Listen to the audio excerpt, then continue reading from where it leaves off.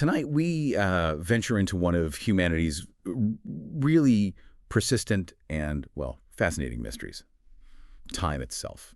Beyond its relentless march forward, we're asking this audacious, almost unthinkable question. Has time travel already happened? From Albert Einstein's theoretical musings to these hushed reports, whispers really, of secret government projects. The unsettling possibility just echoes. Are there unseen visitors among us, maybe from a future yet to unfold? It's a truly compelling idea, isn't it? Our mission in this deep dive really is to carefully sift through the incredible claims and also the precise scientific theories we found in our sources. We're looking for those rare nuggets of insight that might just fundamentally change how you perceive time, trying to separate what we can call factual, from the purely fantastical. Yet we have to acknowledge the lingering questions that remain, those shadows that science can't quite illuminate yet. Yeah, this isn't just about entertainment, is it? We are stepping into genuinely unsettling territory here, a place where the lines between rigorous science and, let's face it, wild speculation, between reality and possibility, they really blur. So settle in. Okay, let's unpack this, and maybe start with a truly profound assertion. One, our sources state right up front, time travel is real. Well, at least moving forward through time is. This isn't science fiction. It's a measurable aspect of physics. Right. And to understand how, we really need to turn to Albert Einstein's groundbreaking theory of special relativity. I mean, many have heard of it, but its true power. It reveals that time isn't just this constant, unwavering river flowing equally for everyone. Instead, our sources highlight something far more profound. Time is, well, it's malleable, flexible, and it can be manipulated. Exactly. And physicist Dave Goldberg from Drexel University explains it well. He says, near massive bodies, near the surface of neutron stars, or even at the surface of the Earth, although it's a tiny effect, time runs slower than it does far away. Roger. This isn't just theory, it's measured. Think about GPS satellites. The clocks on them actually run slightly faster than clocks down here on Earth because they're further from Earth's gravity well. If the system didn't account for that tiny difference, your GPS map would be way off very quickly. Wow. So it's literally baked into the tech we use every single day. That's kind of astonishing.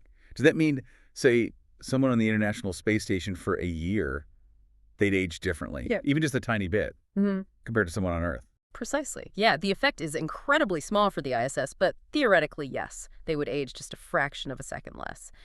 And to really get the scale of this, the sources give this stark example. Imagine you approach the edge of a black hole. Only hours might pass for you, while maybe 1,000 years race by for someone back on Earth. It's a staggering thought, really. You'd effectively travel into Earth's distant future. You'd emerge into a world completely changed. Maybe beyond recognition. Honestly, it sounds like a profoundly lonely journey.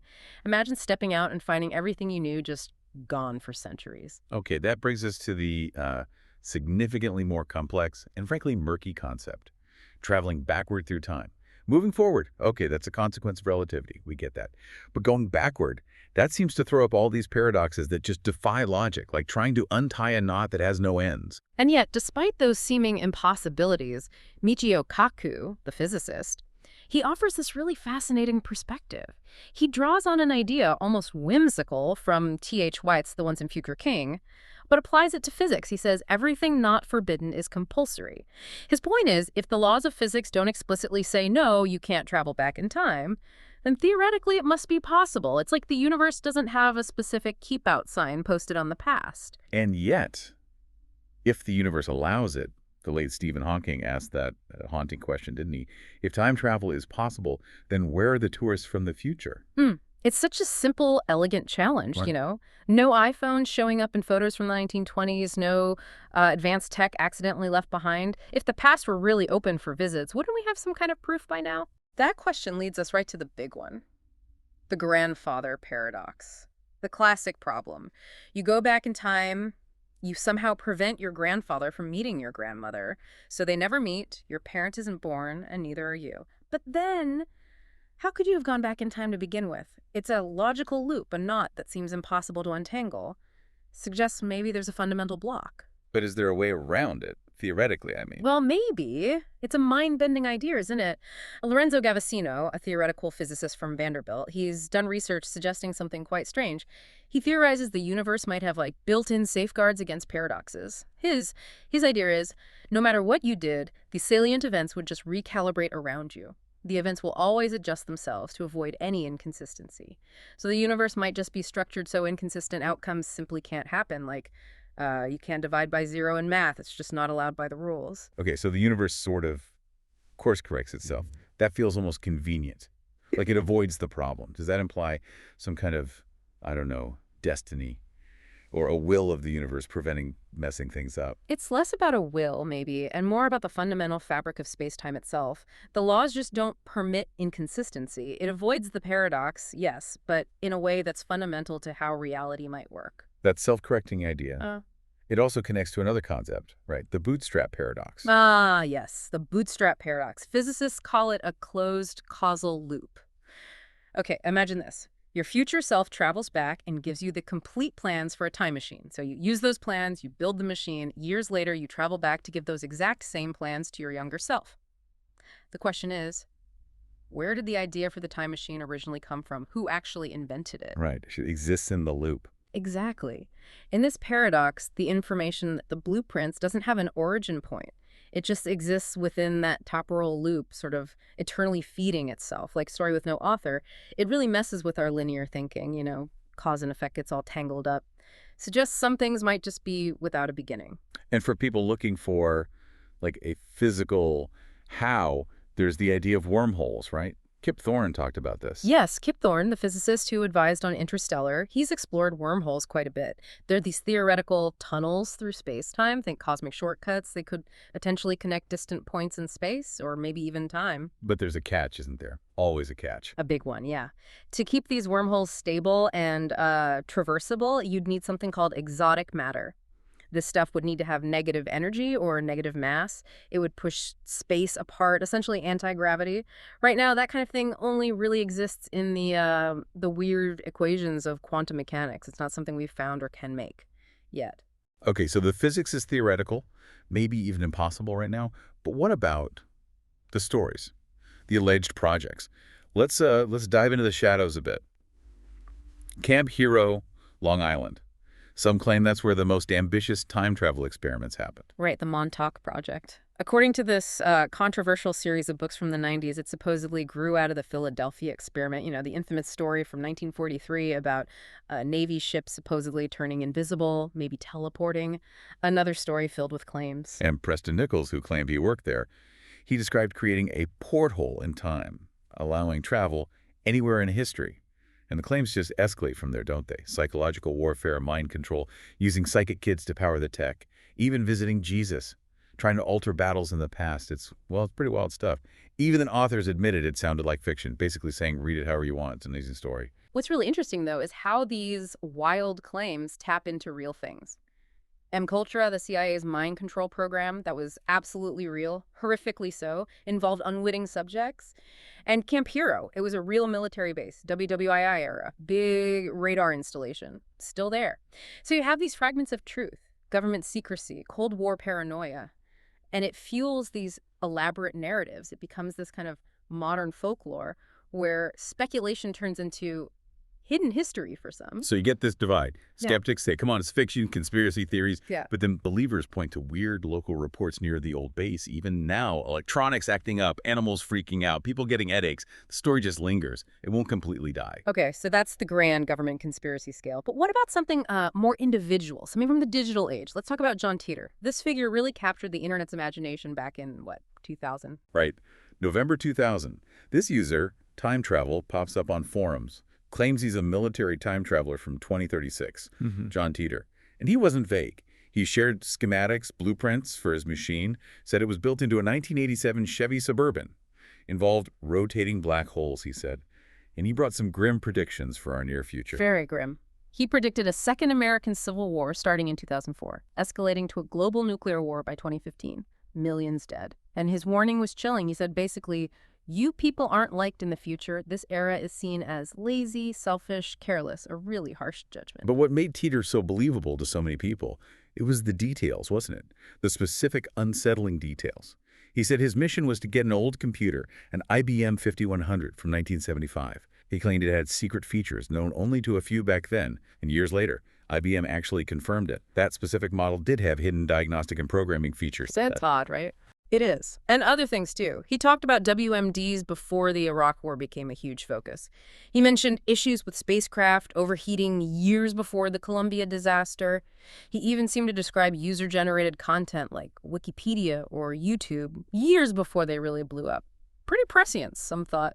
And he had an explanation for why his big predictions, like the war, didn't happen in our timeline. He said he was from an alternate timeline, which is, convenient way out if your predictions fail. Very convenient, a built-in excuse. He spent about 4 months online answering questions, building this whole narrative. Then, March 2001, poof, gone. Vanished from the internet. There's an investigation later, pointed towards a lawyer in Florida, Larry Haber, and his brothers, maybe connected to an entertainment company. But no one's ever definitively owned up to being Teeter. The mystery just endures. Yeah, maybe the mystery is the point with theater. It shows how a compelling story, even online, anonymous, can tap into our fears about the future, how much we want to believe sometimes. Right. And beyond these big conspiracies and internet legends, there are these smaller stories, more personal, and maybe even more unsettling because they feel so intimate, like the case of Sergei Ponomarenko. That one is strange. Yeah, this happened in Kyiv, Ukraine, back in 2006.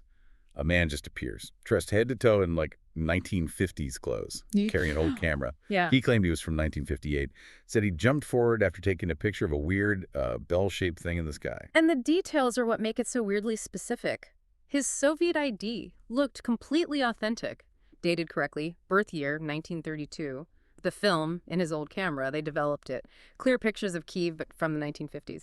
And one photo of this alleged UFO. The level of detail makes it hard to just brush off immediately. And then it gets really weird. The authorities supposedly found a woman who was in one of his photos. She was elderly now, in her 70s. She barely confirmed her fiancé, Sergei, did vanish back in 1958. And get this.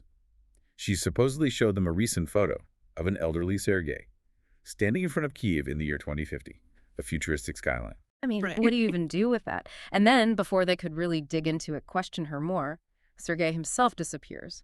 From a locked room in a psychiatric facility where they were holding him, just Yeah. gone, no trace. Now, okay, we have to say, skeptics have largely debunked this.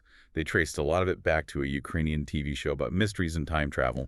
Suggests it was maybe staged.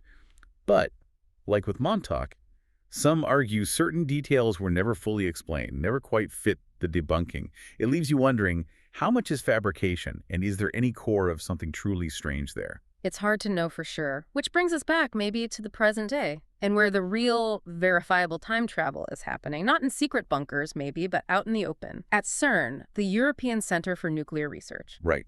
Dr. Clara Nellis, a particle physicist there, she points out they achieve a kind of time travel every day, not with people, but particles. Exactly, it's that time dilation effect again, from Einstein.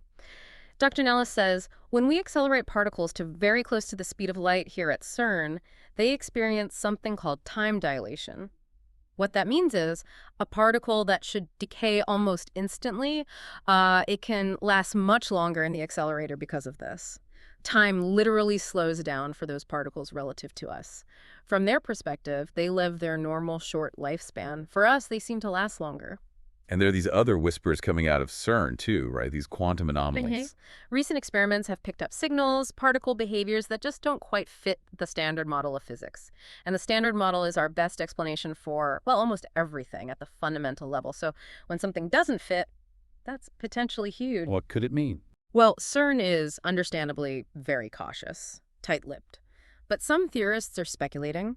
They suggest these signals because they're consistent across different detectors and energy levels. Dr. Aisha Rahman at Cambridge noted that consistency isn't typical of just, instrument errors or glitches. They wonder if these signals might represent the first glimpses of exotic physics, the kind of physics that could, maybe, one day allow for more dramatic kinds of time manipulation. It hints that reality might be even stranger than our current theories allow for. So where does this all leave us then after digging through all this? Einstein showed time isn't fixed. It bends, it slows, it could maybe even loop, theoretically. Right. And the grand conspiracies, Montauk, Teeter, they remain compelling stories for sure, but ultimately unproven. Modern myths, perhaps. Yeah. And the personal stories like Sergei's. They're fascinating because they're so human, but just impossible to verify. They leave you with that sense of mystery. So we're left with a universe that's just far stranger than we used to think. Time is malleable. Past and future might not be so separate. Exactly, and maybe the act of even observing it changes things. Michio Kaku put it really well. Once confined to fantasy and science fiction, time travel is now simply an engineering problem. Which circles back to Hawking's question, but with a twist maybe. The question isn't just if time travel will ever be possible, it's whether someone, somewhere, has already figured it out. And if they have? Would we even know? Could we know? Or would the universe itself, those potential safeguards, just adjust reality to keep the secret, to maintain causality? If time travelers are out there, among us, The they're incredibly good at staying hidden. They just slip through the cracks of history. All they leave behind are these whispered stories, maybe a blurry photo, and this lingering suspicion.